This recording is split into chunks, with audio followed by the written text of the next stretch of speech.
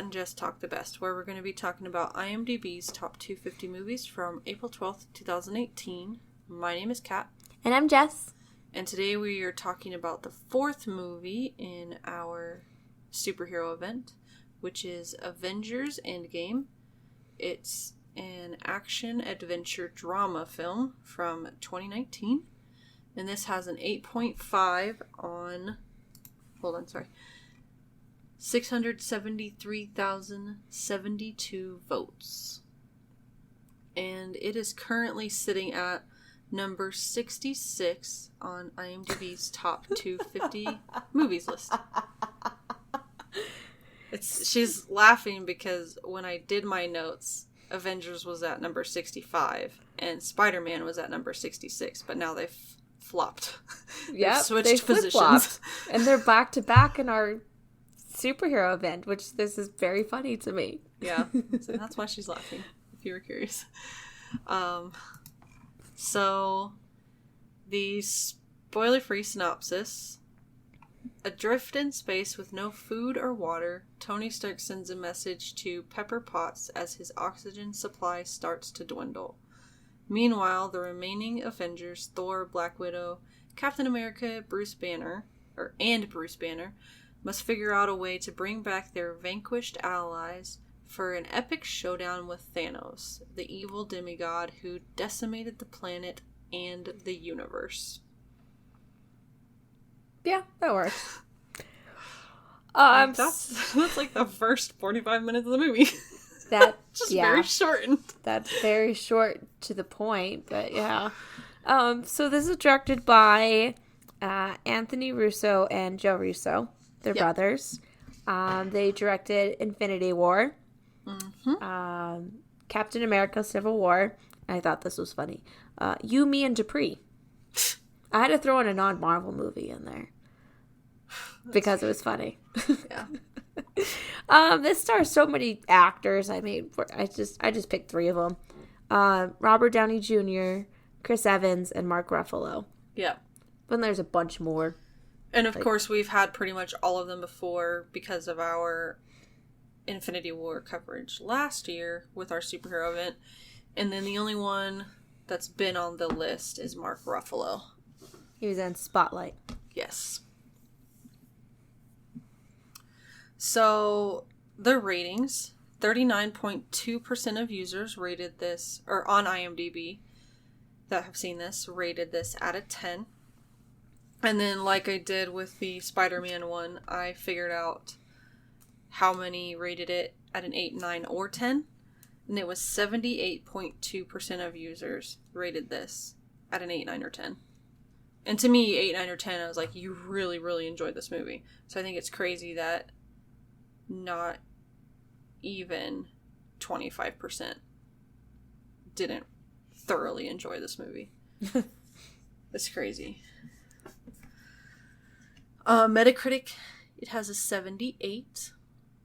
Rotten Tomatoes, it has a 94 on 504 critical reviews. Wait, that many reviews? 504, yeah. Damn. That's a lot. That's a lot. This was a huge movie in 2019. Huge. It was. It broke so many records. And then Star Wars just broke them all again. So, you know. That's what Star Wars does, though. Go Disney. Disney just pretty much. Disney had a great year. Over the world. As like 2019 for Disney rocked. I mean, I'll say this: Avengers Endgame, Frozen 2. Ugh. Don't lie, it kicked ass. I don't care. At the box office, disgusting. It kicked ass, and Star Wars, all Disney, and Toy Story 4. Thank you very much.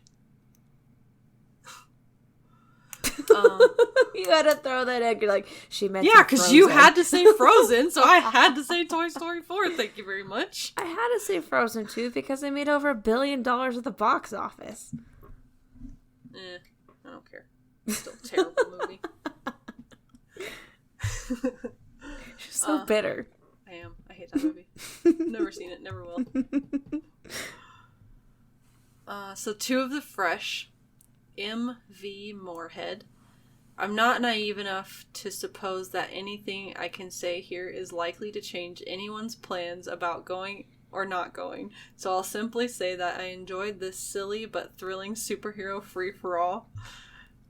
What? I picked that one because I thought it was hilarious. Like, this guy knows that no matter what he says, that everyone's still going to go see it anyways. So he's like, forget it. It was fun. That's why I picked that one. Because I actually had time to read for these. Stefan Kairazes? I don't know. Yeah, I have no idea. As expected, the film is carried by the original 6 Avengers, but it does a remarkable job of bringing virtually every memorable character from all 22 movies back onto the screen. It is a staggering reminder of past and present pleasures. Yeah, I will say. They did a great job. This is the ultimate fan service movie. As like, 22 movies and, 10 years, 11 years. No, 10 years. 10 years. It's like I started with Iron Man. Yep, 2009. It's 10 years. So, 2 rotten. Pumlani S. Lenga? That sounds right. Yeah, I don't know. You would think they would go back to a time when Thanos was young and vulnerable and off him. They opt for a more intricate approach, which bored me. See, the other way would bore me. It's like, literally, everyone says this about time travel movies, because going into it, it's going to have some sort of time travel to it. Yeah. So, because every time travel movie, everyone always asks, well, why don't you just go back and kill baby Hitler? That's no fun. Exactly. That is no fun. They even say that in the movie, too.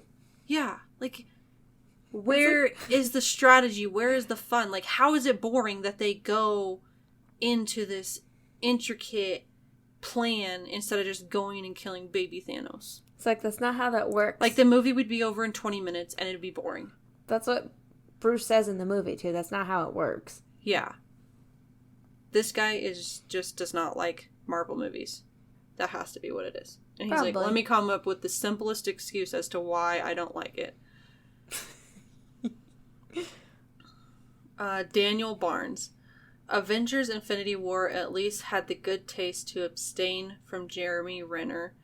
No such luck with Endgame. So this guy just has a personal vendetta against Jeremy Renner. I'm not gonna lie, this reminds me of me and Ryan O'Neal. Like, these two rotten. I'm like, I don't know. These are stupid reasons to not like the movie. It's like, so stupid. You don't like this movie because of an actor, and you don't like this one because they do something intricate. It makes it entertaining. Yeah. Dumb and dumb. Dumb excuses. Sounds like, oh, I have to write something and I don't like this movie because of this reason, so I'm gonna come up with a stupid excuse. Pretty much. So the consensus: exciting, entertaining, and emotionally impactful, Avengers Endgame does whatever it takes to deliver a satisfying finale to Marvel's epic Infinity Saga. Yeah. Yeah. I'm not giving anything away, but that end, man. Because they've been building up to this since the first Avengers movie when they introduced Thanos in, like, the end credit scene. Yes. They introduced him, and so the Infinity Saga is coming.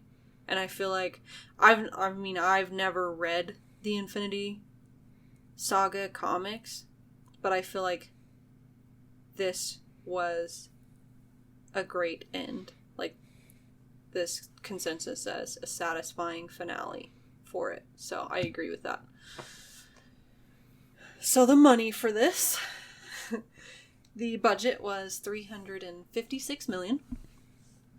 In the US, it made $858,373,000.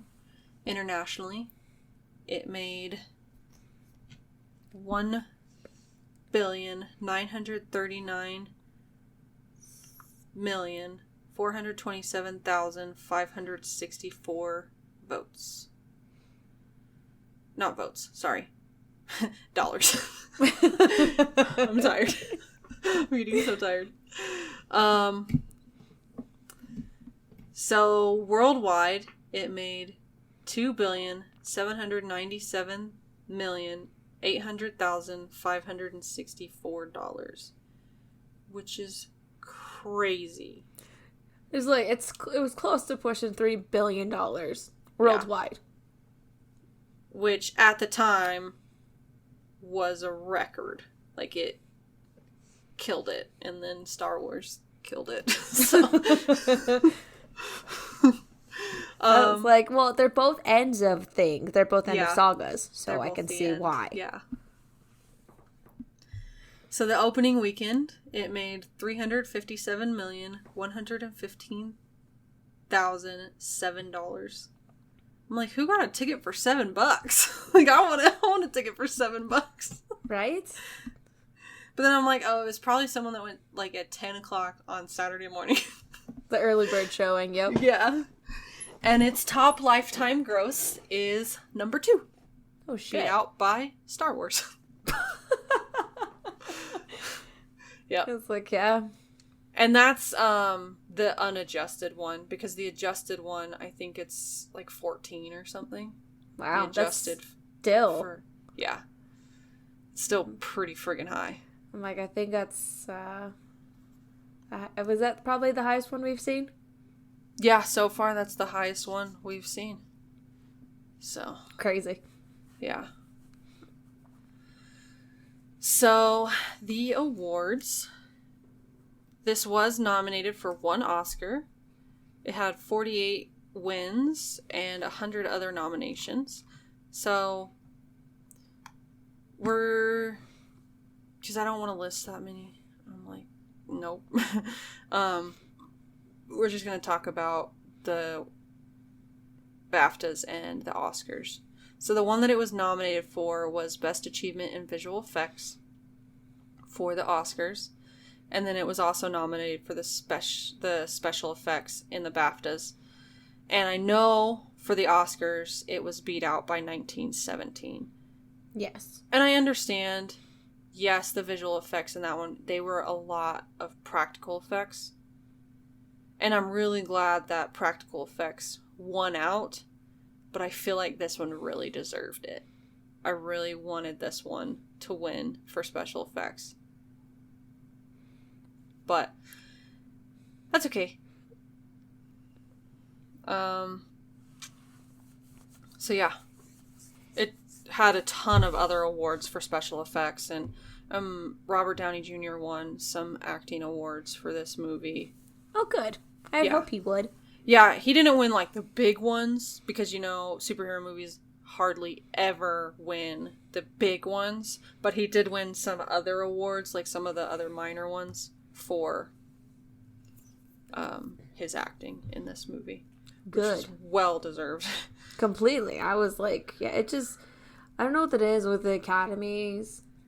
They just have a hard time nominating, like, superhero stuff. Like, we barely got Joker in, so. Yeah. But Joker was fantastic. This was fantastic, too, but. Yeah. I'm glad that it was at least nominated and recognized, but the practical effects won out, is what it was. Instead of CGI winning out, it was practical effects, which I'm okay with. Yeah.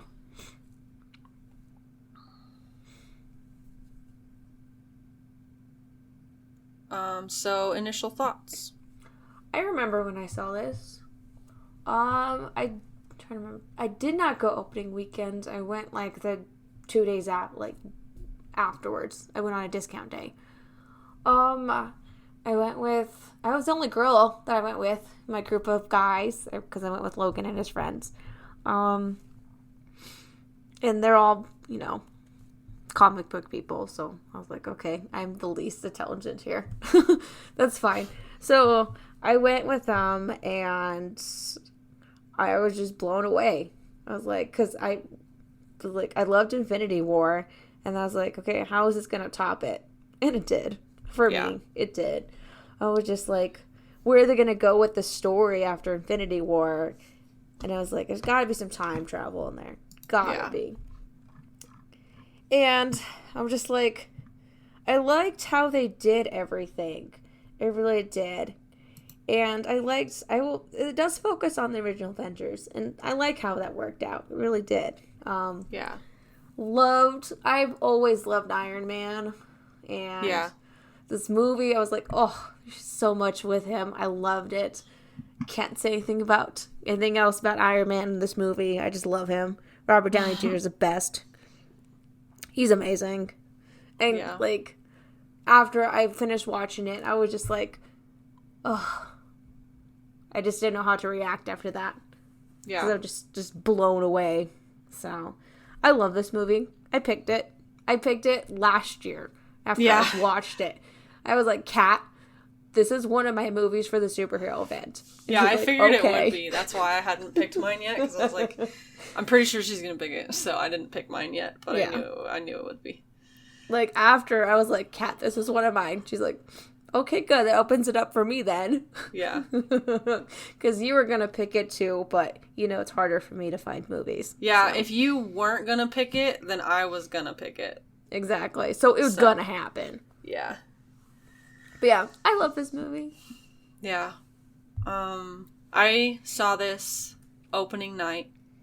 Like, I think I took the day off to watch the other Avengers movies and then go see this. Because I work in a middle school, so I can't not see major movies like this opening night, because if I don't, then it's going to get spoiled the next day. Oh, I will say that I did get this spoiled for me by a third grader. They said a little something, and I was like, I chewed them out. I did. And it slightly ruined it for me a little bit, but I didn't tell anyone else, so they didn't get it ruined for them. It was just me. Yeah, I know how you feel about that. Yeah, I make sure that I go see every, like, Star Wars I saw opening night. This one I saw at opening night. Like, I always make sure these big major movies, I see them opening night, because I know after the weekend of these big major movies, these kids are going to come in and start yelling about, like, all these things, and I'm just like, I had seen the movie, and of course they're sitting there yelling, and I turn around and tell them to, like, I just gripe at them. I'm like, you guys need to stop, because it's not fair to those who haven't seen it that are going to go see it. You're just ruining everything. Like, how would you feel? And then they just kind of sat there because they don't expect me to talk to them half the time. Like, don't really say much to them most of the time, because I don't really have to. But they weren't really expecting that. But I remember going and seeing it, and it was all the fan service that I wanted it to be, but it was done in a very good way. Like, it wasn't cheesy fan service. It was really well done, and it was a lot of fun, and I felt like the characters that were in it, when they were brought in, were in an appropriate amount for the amount of time that we've seen them in the universe. I was like, it was purposeful. Yeah, it wasn't like, oh, Iron Man's going to be in this movie for 2 minutes, whereas someone else, like, I don't even know, like, Nebula is going to be in the entire movie. Whereas, like, we haven't had Nebula as long as Iron Man, so we expect more Iron Man than we do Nebula. So I thought it was really cool that they were able to give everyone the amount of screen time more proportionate to when we met them in the universe. I was like, I would have thrown a fit if there wasn't as much Iron Man as I wanted. Yeah, no, that was just an example. I was like using two characters that everybody knew and, like, would be able to associate without doing spoilers. But yeah, I love this movie. It was great. Bought it as soon as it was out on 4K. I bought it and watched it immediately that night and everything. So, ooh, yeah. How is it on 4K? It's beautiful. It's a great movie. I just need to come over and watch it with you. Why in the hell is he making so much noise? Yeah, it's a great movie. I love this movie. I was watching it earlier as we were eating dinner, and it still gives me goosebumps. There's like certain scenes that still give me goosebumps. But yeah, I think that's all I got for initial thoughts. Spoiler alert! Spoiler alert! Spoiler alert! Spoiler alert! Spoiler alert! Spoiler alert! That was your warning. If you haven't watched the film yet, then stop listening and come back after you watched it. Alright, so starts off with Hawkeye. He's with his family hanging out at their little farm. Because we saw it in one of the Avengers movies. The second one, I believe. They go to Hawkeye's little farm.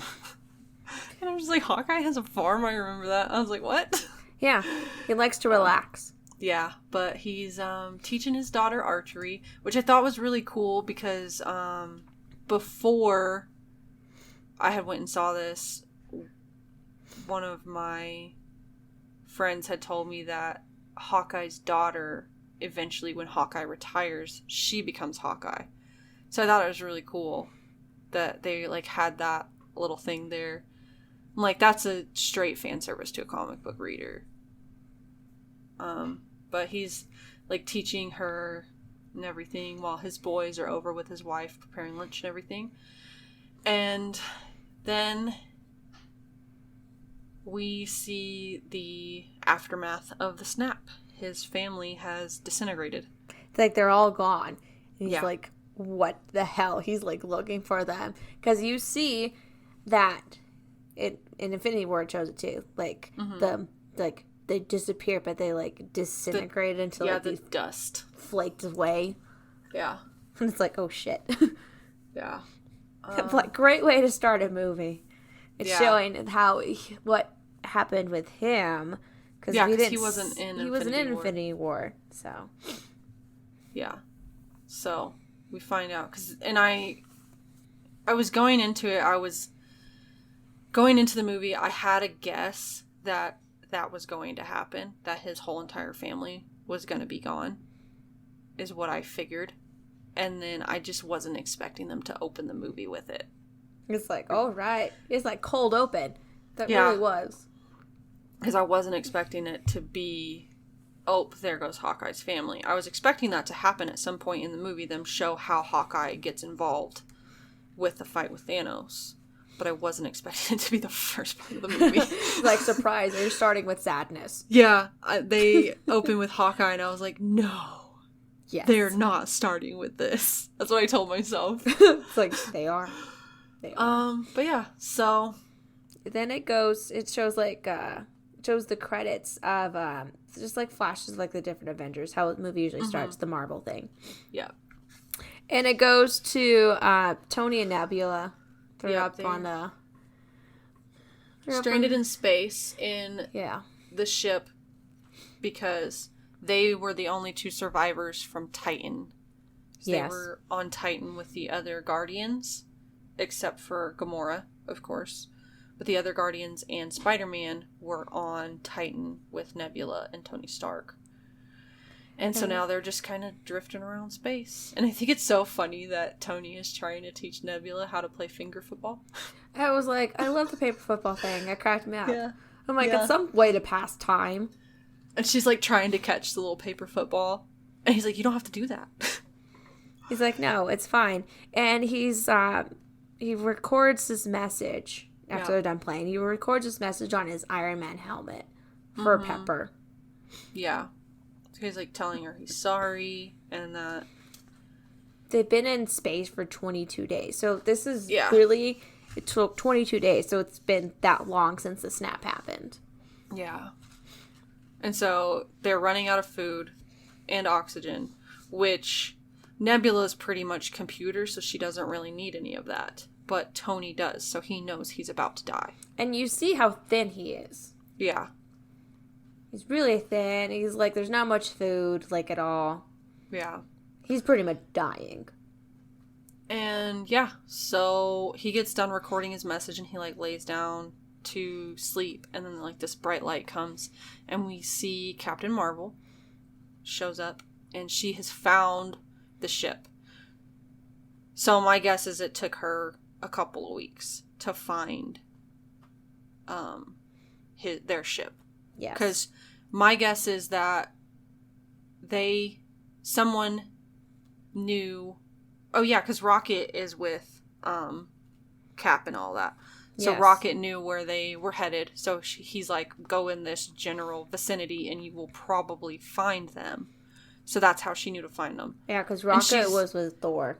Yeah, before. And she's the only one that would have been able to get there because Rocket's ship is the one that Nebula and Tony are on. So she was the only one that could have possibly saved them.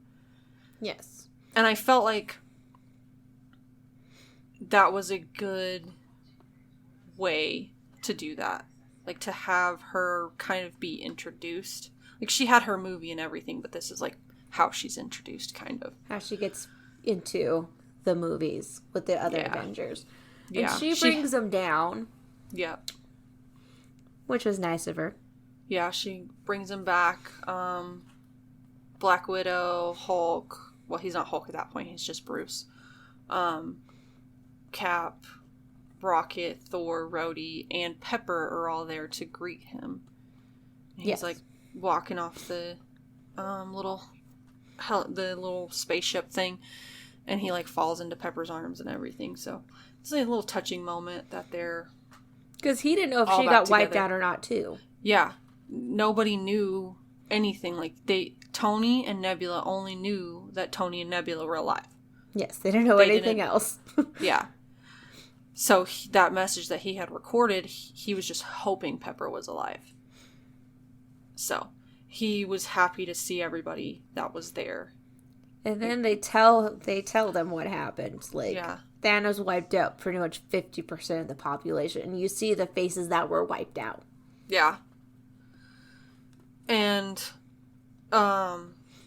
they like are starting to talk about their plans to get the Infinity Stones back from Thanos and like make it as if the snap had never happened. Like, that's what their plan is. So they are trying to locate him in the galaxy, universe, and figure out where he's at.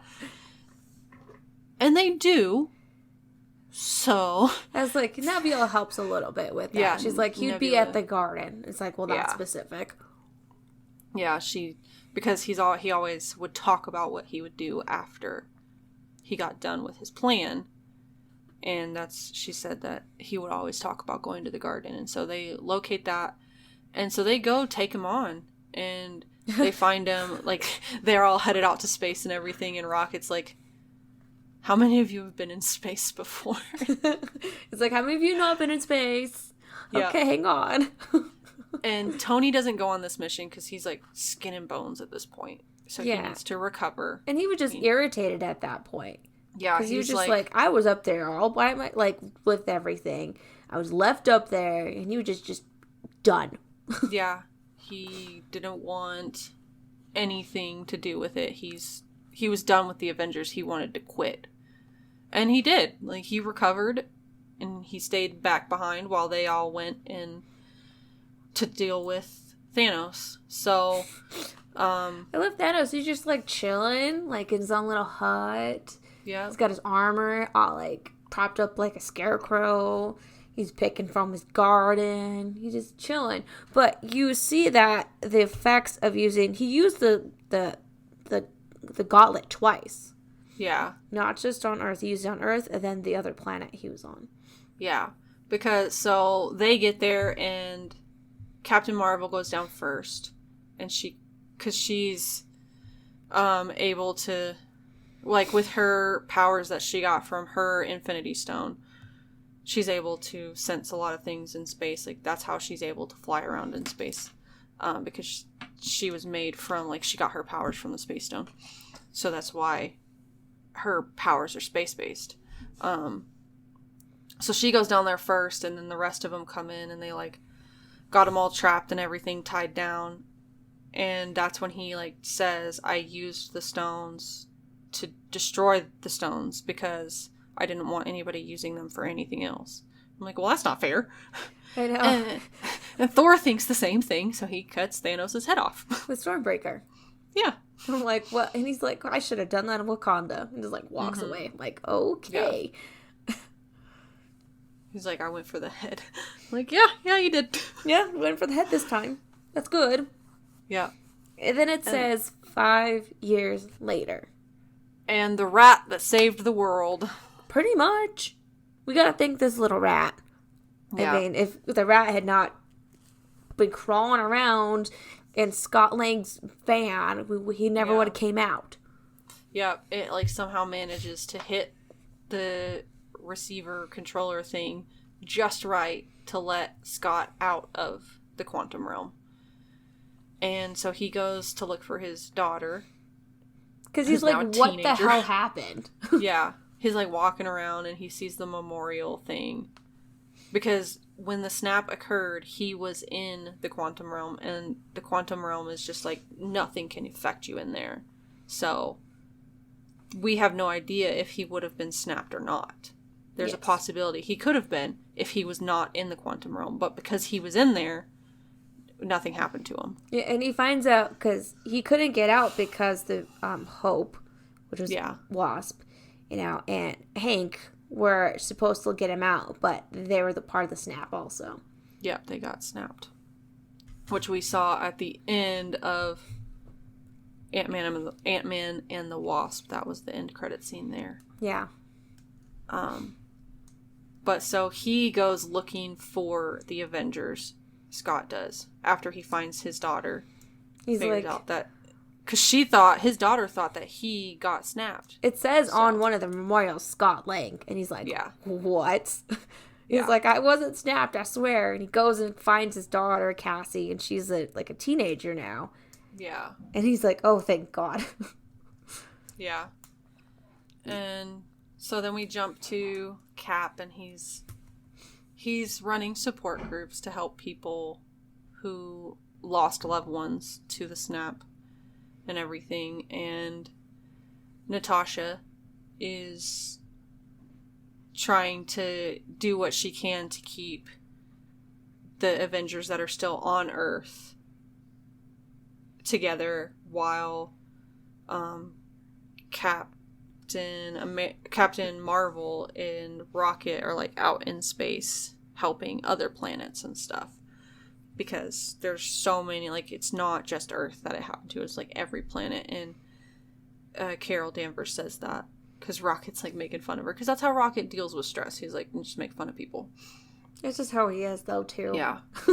It's how he deals with everything. So yeah, they have like a little council there, and so Ant-Man shows up and is like trying to get into the Avengers facility, and Natasha and Steve think that it's an old video, but it's like, no, this is the front gate. Yeah. And so they let him in, and they're talking to him, and talking about, he's like telling him about the quantum realm and like how time passes differently and everything, and how this is kind of how they formulate the plan of how to like reverse the snap, pretty much. Yeah, because he's like, well, it's been 5 years. He's like, it wasn't that long in there. It was 5 hours. Yeah. And so time works differently in there. And so they're trying, like, maybe we can use, like, that quantum realm, to go back, get the stones and everything, They're like, but how are we going to do that? We need someone, like, that knows the stuff. Yeah, and that's how we know that he wasn't affected at all by the snap, because there's a possibility that he could have disintegrated with everyone else. But because he was in the quantum realm, he didn't. He wasn't affected that way.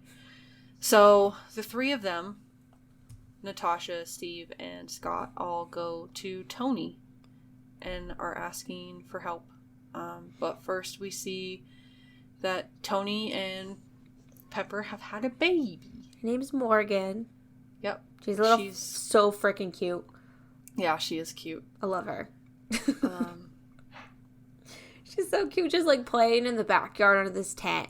And Tony's trying to get her, and she comes out, and she's got, like, this blue, like, like Iron Mask mask on. He's like, don't play with that. He's like, I made that for your mom, even though she'll never use it. She doesn't wear anything I buy her anyways. Yeah.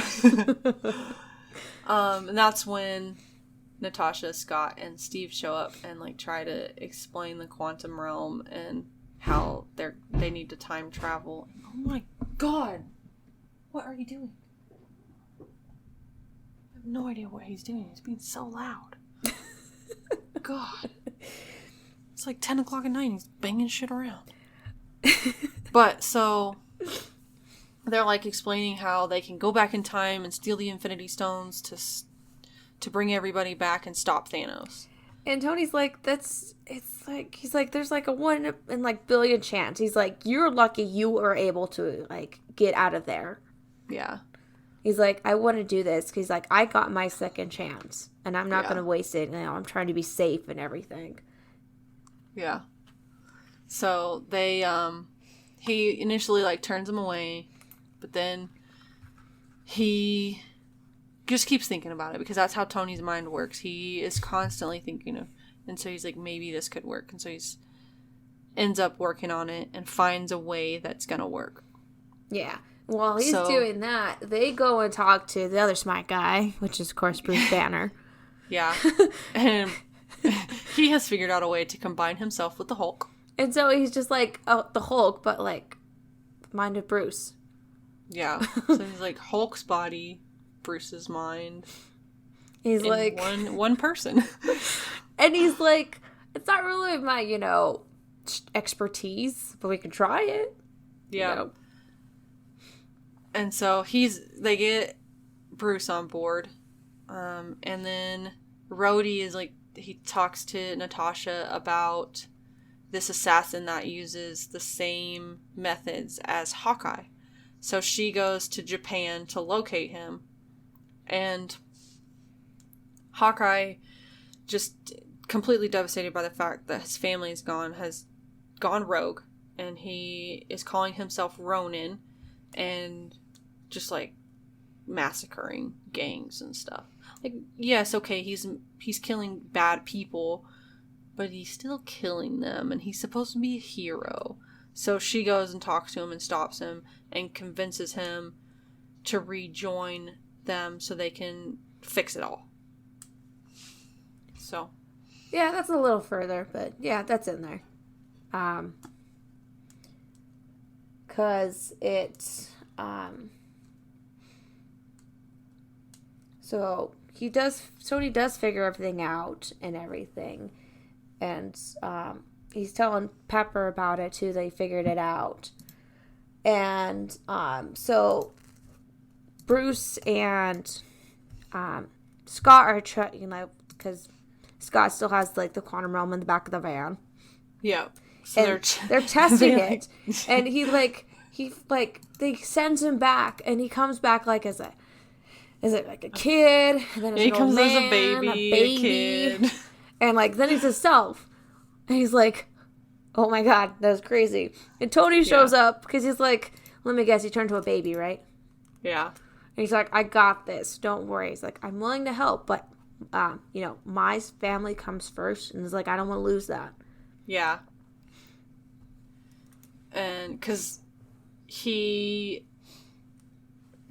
felt that loss of Peter because Peter was like a son to him. And so when Peter disappeared in the snap, that like completely destroyed him, and he doesn't want that to happen again with his daughter. So that's why he like talks them into, if we figure this out, if we get the stones, we are going to bring them back to now, like right now. We're not going to reset it from 5 years ago. We're going to bring them back to now. And do it then. He's like, I'm not risking losing that. Yeah.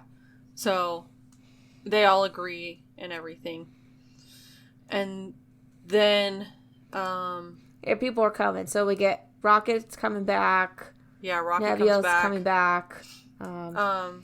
This is when Natasha goes to find yes, Hawkeye in Japan because he's gone crazy with grief and is assassinating people as Ronin. And she stops him and brings him back.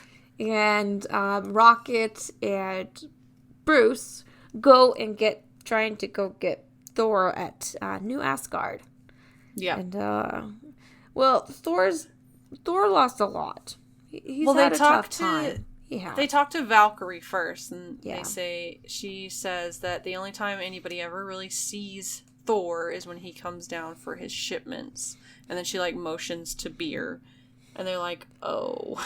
Well, I will admit, like, Thor's lost so much throughout like this entire thing. Yeah.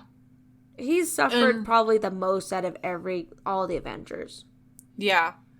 Because he had the ability to stop Thanos. Because Thor being a god as well as Thanos being a god, they're both right about on par with how powerful they are.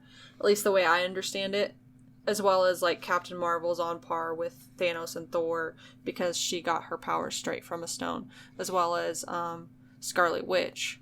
She's, like, right on par being as powerful as them because she got her powers from a stone. So they're all, like, right on par with each other. So Thor, of course, blames himself because he feels like he could have done more to stop this. Also, he doesn't have a planet anymore. Yeah. His brother's dead. His dad's dead. His mom's dead.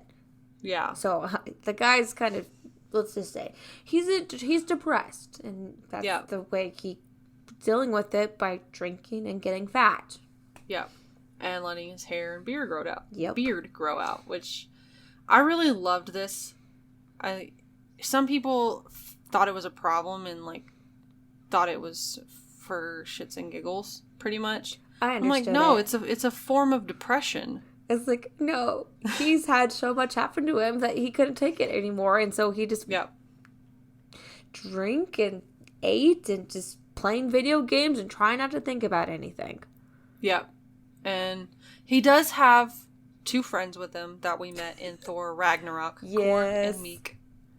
And I love they're playing Fortnite. I recognized it. Like, and Korg's like, that guy, that kid's back, and he's calling me. I don't remember what he's calling him. He's calling me names again, and Thor gets on there and is like yelling at this kid.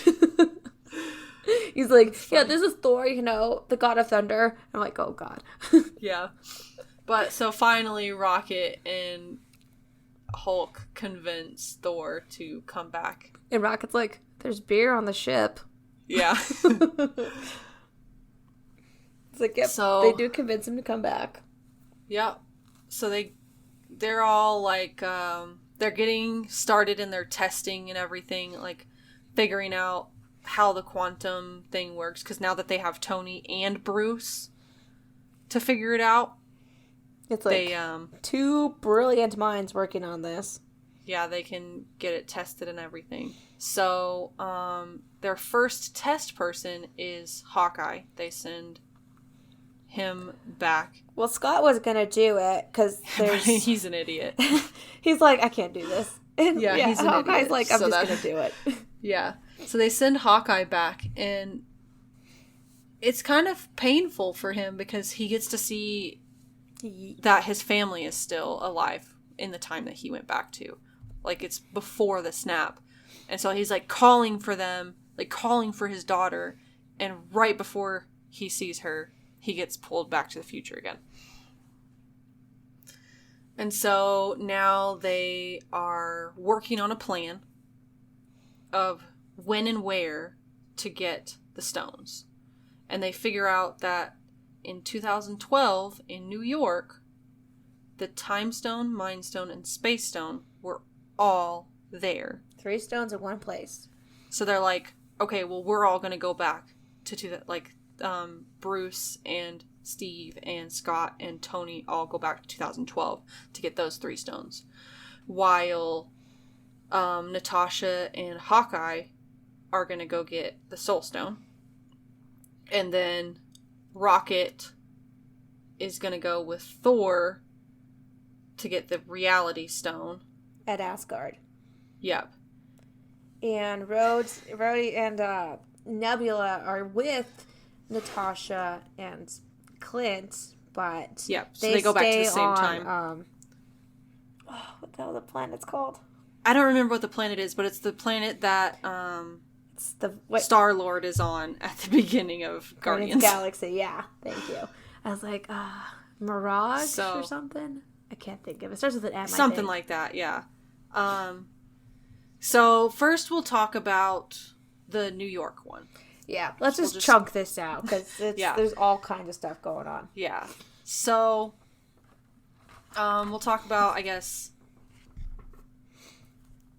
We'll talk about Bruce first. It's funny, because New York in 2012 is when the first Avengers movie took place. So, we get to see that iconic circle scene around the original 6 Avengers. Which is friggin' amazing. Like, it's still, to this day, that scene gives me chills of the lineup of it circling around the 6 of them in the middle of that battle, getting ready to face off with Loki. Yes. So it's funny, like, they're like, Hulk, you gotta act a little bit more like your old self. So he's like pretending to smash stuff. He's like, oh, And like, it's so funny. But he's got to go get this time stone because the time stone is at the Sanctum in New York. So he thinks, oh, let me go talk to Doctor Strange because we're good friends. He'll know what I'm talking about. But in 2012, Doctor Strange wasn't Doctor Strange yet. I mean, he was he's the surgeon still Doctor technically- Strange, yeah. but he wasn't as Tony calls him, the wizard Doctor Strange. I was like, yeah, it's still protected by the Ancient One. Yes, the Ancient One has it, and so Bruce has to convince her to give him the Time Stone. And he does, after long conversation. I was like, because she's like, well, if I give you this, then this happens. Yeah. Like, some other timeline opens up. And he's like, well, what happens if we take the stones, but we put them back in the exact same spot and the exact same thing, you know? Yeah. And he's like, Doctor Strange gave up the time stone in my time. And so she's like, really? Why? He's like, I don't know. Yeah. He's like, he knew why. He knew he had to give it up for a reason. So you have to give it up now. Like, he convinces her, and so she gives it to him. He's like, we'll put it back. We'll put the stones back. Don't worry. Right at exactly the right time. We will put it back. So, he gets it. So then Scott and Tony are going to go up Stark Tower. Because at the time that was Stark Tower. Technically, yeah. Yeah, it became Avengers Tower. But at this time in the universe, it was Stark Tower. So they go up there because they know that the Tesseract is up there. And they've got to get it from themselves before S.H.I.E.L.D. takes it. Yes. Which they know Yes. the S.H.I.E.L.D. agents that are taking it are actually Hydra. They're like, oh, we already know it's Hydra, but and like Scott's like, how could you not know they're bad guys? They look like bad guys. Yeah. Yeah.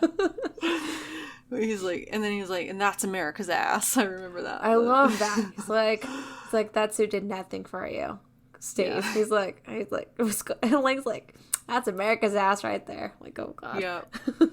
And so they're like down in the lobby, and Scott gives 2012 Tony a heart attack, and like puts him in a cardiac arrest, so that now Tony can take the briefcase that has a Tesseract, and he's walking away, but of course, you know, the Hulk smash through the door because he's mad at the stairs. Because he had to walk down the stairs because they're like, whoa, buddy, you can't go down the elevator with this. It's like mass capacity already. You're too heavy.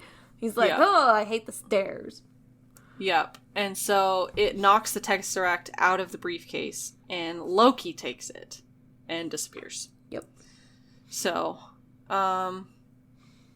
that's all for the Space Stone for now. We'll have to come back to that one.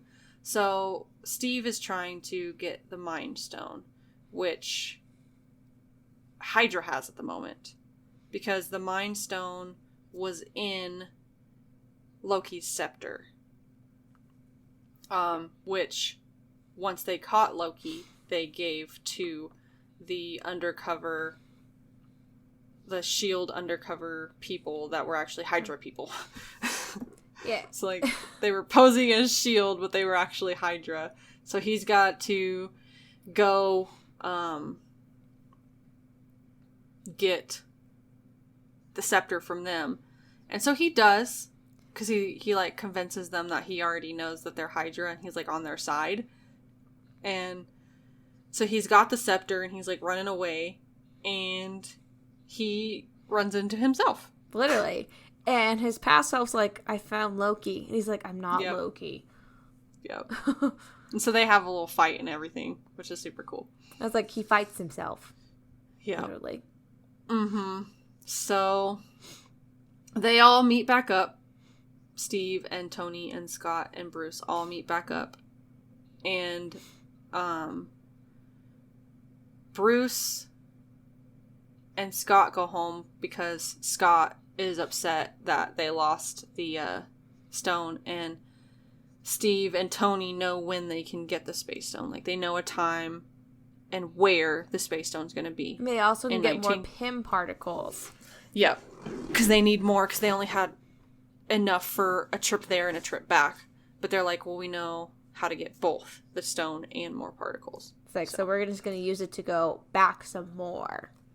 Yeah, so Bruce and Scott go back to the present, while Tony and Steve go to the U.S. Army, to a U.S. Army base in 1970s, where they go to Pym's lab Yes. and get some more particles. And while Steve is doing that, Tony goes to get the space stone. Yes. Because at the time, it's still the Tesseract, but they know how to get it. And Tony runs into his dad. Yeah. And has a little conversation with his dad, because his dad's wife, or his mom is pregnant. Yes. And So he's like talking to him about it and like relating. He's like, oh, I have a daughter and stuff. And they're having a moment. it's a nice little And father-son moment. Yeah, it is. And this is kind of where I started suspecting that this might be it for Tony. Mm-hmm. I was starting to get upset. I was like, they wouldn't be doing all this. I was like, no, please no. I was like starting to suspect it. I had that spoiled for me, so I knew. I had a feeling it was either going to be Tony or Steve. I was really hoping it was Steve because I like Tony more. Same, actually. I mean, Captain America's great, but I love Iron Man more. Yeah, I love Cap, but Iron Man's my man. I love Iron Man. I was like, more, I will say he was like, Iron Man is like one of my favorite superheroes, so. Yeah, I really like Iron Man, so I was hoping that it would be Steve, but then when this moment happened, You're like, I knew it was going to be Tony.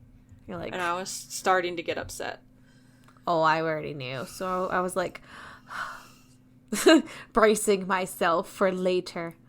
The joys of seeing it on opening night. Nothing gets spoiled. I was so pissed at that kid. I made him cry. I did. I made that kid cry for ruining the movie for me. Well, he deserves it for ruining the movie. Oh, I know. And he was just so scared to talk about anything after that. I was like, good. But, so Steve and Tony head back to the present. Yes.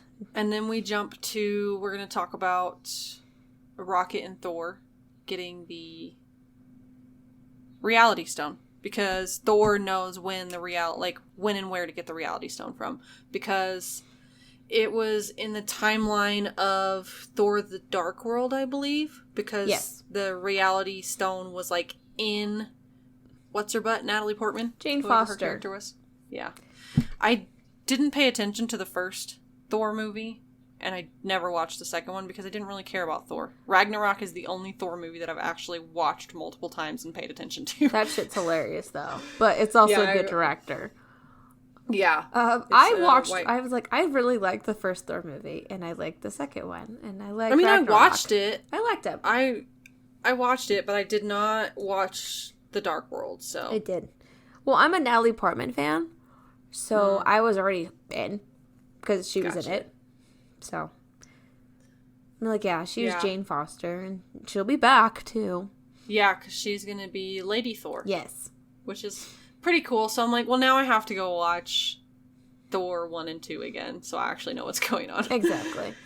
But yeah, so Rocket and Thor go back to Asgard, and they're sneaking around, which is, it's so funny watching fat Thor sneak around. And he's like, starts like freaking out. He's like, I can't do this. I can't do this. And like, Rocket's like, get your shit together. You're not the only one who lost something. Yeah. And he knows that this time that they're in is very close to the end, like when his mom is going to die. So that's part of the reason he's having such a hard time with it.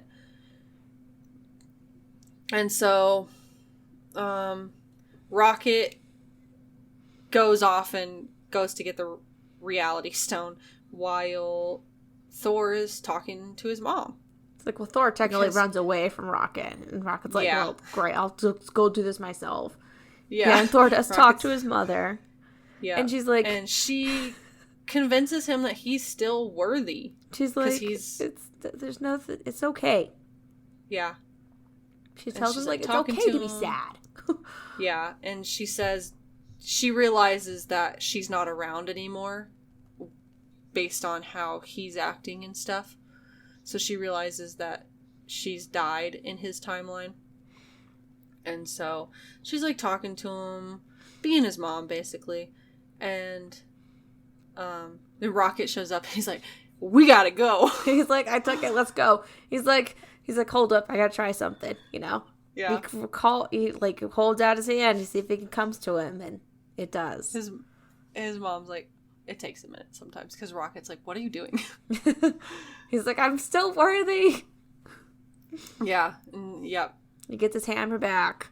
Yep. Mjolnir comes back to him. So he takes it. I'm like, well, that just messed up the entire timeline.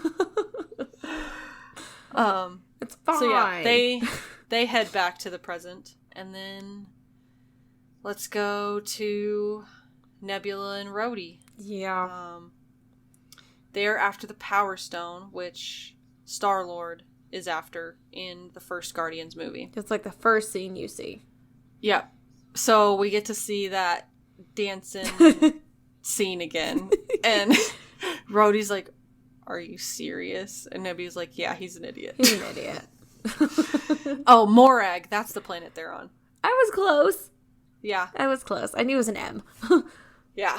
So, they manage to stop Peter after he gets the ball casing thing that is housing the Power Stone. Yeah. And take it, like, get it from him. But they're about ready to, like, transport back, and Nebula kind of, like, glitches.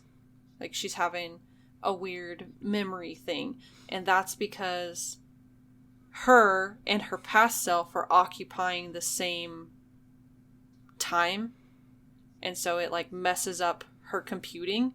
And it gives the past Nebula memories that this current Nebula has. So now... It's like Thanos knows. Thanos knows what's going on now. Yeah. Because past Nebula is still Thanos' pet. Yeah. So, that's a big problem. That was a big problem. It's like, I was thinking that the entire time. I was like, don't send her. Yeah. Don't send her. It's just going to be a problem.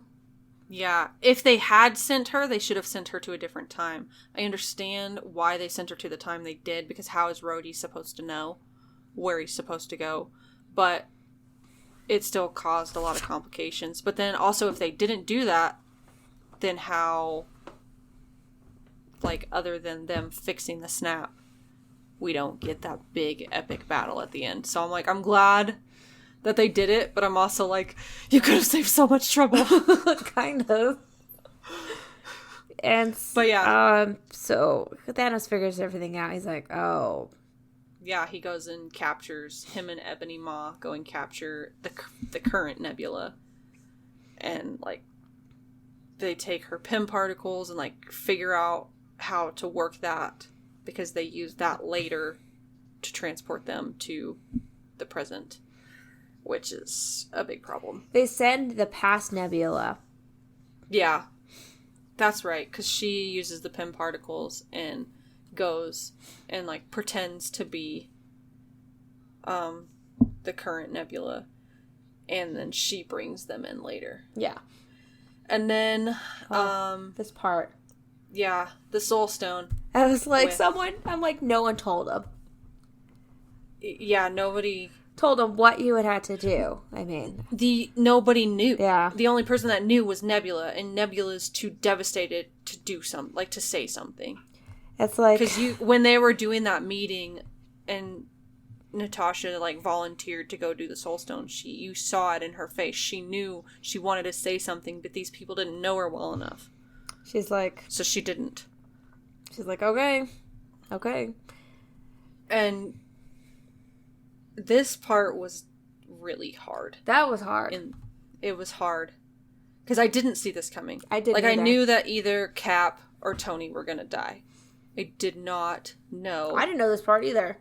So yeah. So they go to Vormir to get the stone, but then they're greeted, of course, by Red Skull, and he's like, "Well, the stone can only be retrieved, but you have to sacrifice someone that you love," and it's like, "Oh shit." Yeah, it's like the same situation that happened when Thanos took Gamora. And he sacrificed Gamora because Gamora was the only thing besides himself, at least in the movies, that he loved. Yes. So, and it's like, of course, Hawkeye and Natasha are, like, the best of friends. And so they each want to give the other one, like, they each want to sacrifice themselves for the other one. So they kind of fight over it, but it ends up being Natasha who falls. Yeah, she just lets go. Yeah. Because she's sacrificing herself so that Hawkeye can be with his family. Because she's like, she doesn't have anybody. Yeah. Her family is the Avengers. Yes. And so she's giving up herself to save the Avengers. And so then the Soul Stone appears and he goes back. Yep. And he tells everybody when he gets back, because they're all like, where's Natasha? And he tells everybody, and they all the ones that actually, like, really knew her kind of are having, like, a little memorial for her, and they're pretty upset. So that, like, the Black Widow death was really hard. I wasn't expecting that one at all. That one was a difficult one to watch for sure. Well, I mean, it showed pretty good details about that. I mean, she falls back and hits her head, and then there's all the blood. Yeah, I know. I know how she died. I'm just saying it was graphic. hard. That's what I'm trying to get at. Yeah. I'm just saying, I wasn't expecting it, and so it was a really hard one to process. Because, you know, going into it, you expect some of the first 6 Avengers not to make it. You expect some death. Yeah, but knowing going into Endgame that she was going to have a movie. Yeah. I wasn't expecting her to die. But then earlier this year, the trailer came out, and I'm like, oh. It's earlier. It's not. Yeah, it's a prequel movie, so. Like, it's before Endgame. Yes. She, like, goes back. It's somewhere in between the first 2 Avengers, or the second and third. I don't know. But it's somewhere in there. So, all the stones are back, and everybody's back, except for Natasha. And they're doing their little memorial for her, and everybody's flipping out and all pissed off and everything. But they are able to, between Tony, Rocket, and Bruce, kind of ghetto-rig, I guess, a gauntlet that can wield the stones. Yeah, they use kind of like the same outline of, like, Tony's Iron Man. Like this tech. Yeah, his same tech with it. Yeah. And Bruce is like, as the Hulk, I am the strongest. Because, Thor's not up to his normal strength right now. It's like, bless Thor. Bruce volunteers his strength to wield the stones and bring everyone back. And he's also claiming he's dealt with, like, the, was it the gamma? Yeah, the radiation. He's like, I've dealt with that before. I mean, it's going to be similar, so I can handle it. Yep. So So Tony's like telling him, you gotta remember, bring everyone back to now. Everyone that was snapped, you have to bring them back to right now. And Banner's like, I know. So he does it. He snaps, and pretty much immediately, like, he gets blown back. Everybody really gets blown back. They go check the windows and stuff. And then all of a sudden, spaceship through the portal, because Nebula has brought Thanos, and then it's like attacking. There's all kinds of bombs going off. Like, Thanos just destroys the place in a sense. Yeah, it's chaos. The gauntlet had come off of Bruce. Yeah. And so it's pretty much like, keep away. In a sense, so Clint has it. Yeah, it's like all in the rubble and everything, and they're like all trying to fight, and this is like the most crazy battle. Like, it is the best battle I've ever seen, but it's also the craziest battle I've ever seen. Because it starts off and it's just the few of them that were there trying to fight Thanos off to keep them away from the gauntlet, and they're like passing it around and everything, and then it starting to look like they're gonna lose again, and I was like, no way they're gonna let this happen. Like, they just brought all these people back and they're not even gonna bring them in the movie, because I know.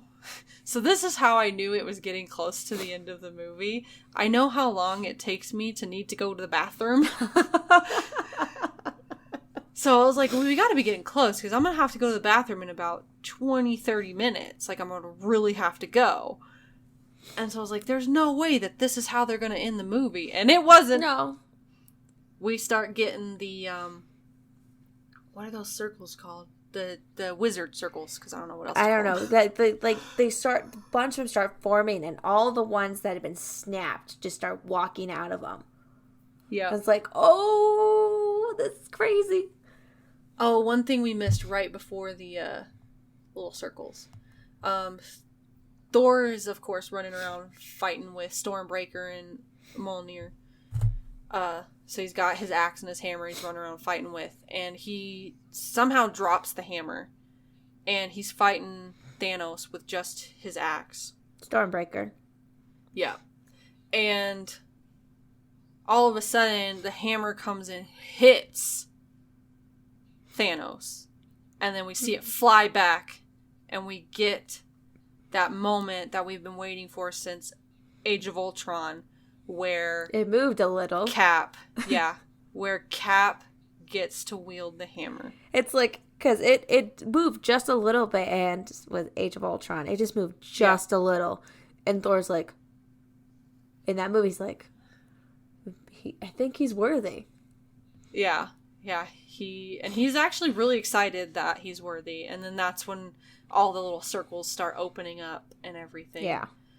And it says all these, like, superheroes just all just come out, and it's just, like, huge. And then you have Thanos' people out there. And it's just, like, epic. Yeah. And we get everybody coming back. We've got T'Challa coming back. We've got Quill and Spider-Man and Doctor Strange. And, Doctor Strange. Everybody that disappeared is coming back. And so then we get the big, huge Avengers Assemble, which finally is great. He hadn't said it the entire time. Yeah. It's like, that's a very Captain American line. Yeah. And he finally said it. And at one point, Tony is able to talk to Doctor Strange for like 2 seconds, and he's like, you said there was one scenario in like 14 million or whatever that we win. He says, is this the one? And Doctor Strange is like, if I tell you, it won't be.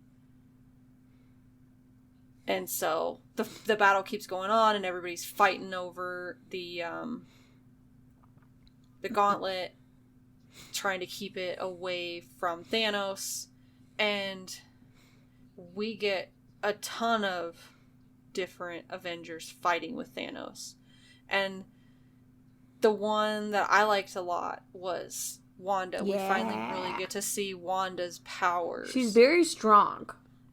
She's as strong as Thanos because, yes, Thanos has the gauntlet on, but he doesn't wield all of the stones except to do the snap because, you know, it really takes a lot out of you. Like we saw at the beginning, it takes out so much. So we get to see her, like, kicking his ass. She is. She kicks his ass, and I love it. Yeah. And then, so he calls in, like, this Hail Mary, basically, like, rain fire from all the ships that are above. Yeah, that can't happen, though. Because, guess who shows up? Captain Marvel just, like, bangs straight through the, I'm like, well, that's convenient timing. Thank you, Captain Marvel, for finally showing up. Yeah. Well, it's true. She probably realized, hey, all these people are coming back. I need to get back. So she probably was quite a bit away. And she wasn't with a wizard, so she couldn't teleport. So she had to fly. I'm just saying it was very convenient. Yeah. Well, yeah. Let's not lie here. But then she starts fighting with Thanos. And I feel like people forget that she's pretty powerful as well. Oh, she is. Because she was also, her and Wanda, they're both really powerful because they were made, like they got their powers from stones. Like Wanda got her powers from the Mind Stone. Captain Marvel got her powers from the Space Stone. So they are both very powerful. That's why it takes Thanos taking the Power Stone out of the gauntlet and punching Captain Marvel before he can stop her. Like, it takes a lot. I'm like, yeah, it's crazy. And we get, somewhere in here, we get the Lady Avengers shot. Yeah. Which I cannot wait for the Lady Avengers movie. Like, it's gonna be so good. I don't know when it's coming, but they teased it. And I'm just like, I thought it was amazing. And then, so, Captain Marvel has dropped the gauntlet, like, able to get it off of Thanos. And Tony sees it. And so, him and Thanos kind of, like, do that dive after it. And it ends up on Thanos. But Tony's, like, kind of wrestling him for it. And Thanos knocks Tony off of him. And Tony's, like, sitting there. And then Cap comes up and tries to stop him, tries to stop Thanos. And he can't, he gets, like, knocked out. And then Thor comes and he gets knocked out. And so then, of course, Thanos tries to snap, but something's not working, so he tries again. And because he's like, I am inevitable. That's his line. Yeah. I am inevitable. He always says that. And then he, like, tries the snap, and it doesn't work. So he, like, turns the gauntlet around and looks at it, and the stones aren't there. They are not there because someone else has them. And so the camera turns over to Tony, and he goes, and I am Iron Man. And he's got the gauntlet, and the stones are, like, coming up in his, like, gauntlet that he's made out of his suit. And he snaps his finger. And all of Thanos' guys just start disintegrating. And then we get the defeat of, like, we see Thanos just, like, watching all this, and then he goes and sits, and we just get that defeated face. And then we see that Tony is, like, starting to die because of the radiation from the stones. Because he's not strong enough to withstand that much radiation. because he's just human. And it was... I was not wanting it to be that way. I didn't want Tony to die, but... It was still hard to watch.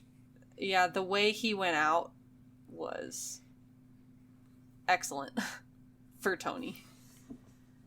It was definitely very hard to watch. I was like, I knew about it, but it still hurt. Yeah. So then, next day, or I guess later on, it's like the funeral for Tony. And he like recorded this message before anything happened for his daughter and for Pepper. And for kind of everybody. And then it's like his funeral, they set the, his Mark 1 reactor that he used. Not the one he made in the cave, but the one he made when he got back to replace the one he made in the cave. They put that on like little flowers and send it out. And then we just see everybody is there at the funeral. And we also see the kid from Iron Man 3 that helped out Tony. He's there. And all the speculation is that he's going to be the next Iron Man. That's what everybody's thinking. They're like, that's the only reason he was there. Okay. I was like, I don't know if that's the only reason he was there, but I mean, it's possible. It's possible. But they'll let Iron Man rest for a little while. They won't do any more Iron Man movies for a little while. He's at 3. I was like, there's been 3 Iron Man movies, so yeah, they can just chill for a while. Yeah, they've got plenty of other things that they're gonna do. But Hawkeye and Wanda are sitting, like, looking out at the lake and everything because they're still sad about Natasha and Vision because since they weren't killed in the snap, they can't come back. Yes. So they're, like, reminiscing about them, talking about how they would be happy with everything that's going on. Like, everything that happened and them winning and beating Thanos. Then we jump to Thor. He has decided to leave New Asgard. And he has made Valkyrie the Queen of Asgard. And says that you've been the leader for a while. It just took me some time to realize it. And I'm going to leave it to you and I'm going to go, I guess, kind of find myself again. Yeah. So that's why I have a feeling that Valkyrie is going to be in Lady Thor. I think she'll be kind of a big part of Lady Thor. But I don't know. I don't know either. We'll see. I think it would be cool because I really like Valkyrie. So we'll see. I liked her too. But so Thor leaves and he goes and joins the Guardians. I'm like, that is a great combination. I love it. So, and like, because just Peter and Thor, there's just like, yeah. Peter doesn't want to admit, like, he's like, you know, he's like God. Thor's a god and everything. He's like, no, this is my ship. Nope. Yeah. It's funny. So I'm thinking, I'm really hoping that Thor will be in Guardians 3. Oh my God, yes. I mean, he kind of has to be. He's with the Guardians. Yes, please. So. I'd be all over that. And the thing that I did notice as well is they didn't really show Gamora with the Guardians. So I think she's got, like, she probably will be in the new Guardians movie, but she's got some learning to do because it's 2014 Gamora. It's not now Gamora because now Gamora died in Infinity War. So she's got to learn to trust the Guardians again. So I think she'll be in the movie, but I don't think it'll be the capacity that she was. No. Prior. Probably not. So you see Clint gets to go home, his family's there, and he's like just, you know, content. Yep. And Peter gets to go back to school. With all his friends and everything. Yep. And then Captain America. Steve. Yep. He So he's the one that's going to go take the stones back. Yeah. And take Thor's hammer back. Because, you know, can't have that here. Yeah. He's like, he takes them back and everything, puts them where they were, but he doesn't come back right away. Yeah. He decides to stay in the past. Yeah. And he stays back with Peggy. Because he always wanted to grow old with her and, like, be with her, but it just wasn't the right time, and then now it's finally the right time. It is. And you see him, he does come back, but he's an old man. Yep. And you see Bucky is there with... Sam. Yes, thank you, Sam. And he's like, I'm good. I'm good. Yeah, he doesn't want to tell him what happened. He's like, nope. But he does give the shield to Sam. Yes. So our new Captain America is going to be Sam, which we will be getting a TV show with Bucky and Sam. Yes. And it does show the little flash of when Steve goes back, he gets his dance with Peggy. Yep. And that's it. And that is Avengers Endgame. And everybody was waiting for that classic end credit scene, which did not happen. Did not happen. Which, I mean, I knew going into it wasn't going to happen, but still, I was like, please. Yeah, I waited too. It was no. Yeah. But you just get trained for so long, so you're like, you just stay there. You just stay. Yeah, so I stayed. Like, everybody stayed. Waiting, hoping. So yeah. That's the end of that. The music, Alan Silvestri, he of course has done all of the he did the Infinity War and he did Endgame. So we don't really need to talk to him. One thing I do think is that I feel like this score should have been nominated because it was so well done and it just encompassed every single movie and character that it could have. Yeah. Like, it encompassed 10 years worth of movies in this one movie. And I felt like it should have been nominated, and it wasn't, but it happens. But I did really enjoy the music for this movie. We kind of talked about the other Avengers as we went throughout because of how much the other Avengers movies were in this movie. Oh gosh, yeah. So, we don't really need to talk about that comparison, and I haven't read the comics to compare it to that, so. Yeah, same. So, trivia. You got anything? No, not that I could think of. I was like, well, one of the directors showed up in the movie. You know that. I don't know. So, when, Steve is doing his group session, the guy talking is one of the directors. Oh, okay. See, I don't know what they look like, so I didn't know. Oh, it is. Let me see which director it is. I think I'm looking.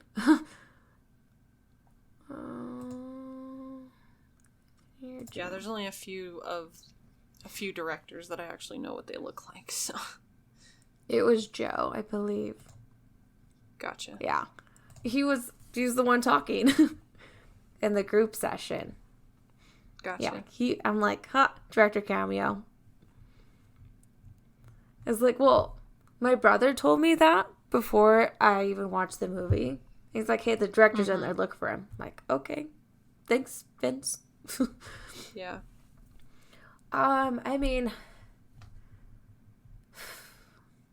There's just so much to this movie. Yeah. I'd say just pick a couple. Mm-hmm.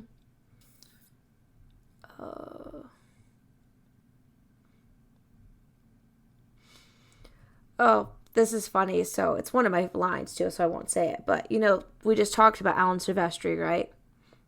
Yeah. Well, he's the one who did the music for Back to the Future. Yeah. And they make fun of Back to the Future, like, and time travel movies, like, this entire movie. Yeah. And so I just cracked up when I was like, ha, it's Alan Silvestri. That's hilarious. They're making fun of his movie.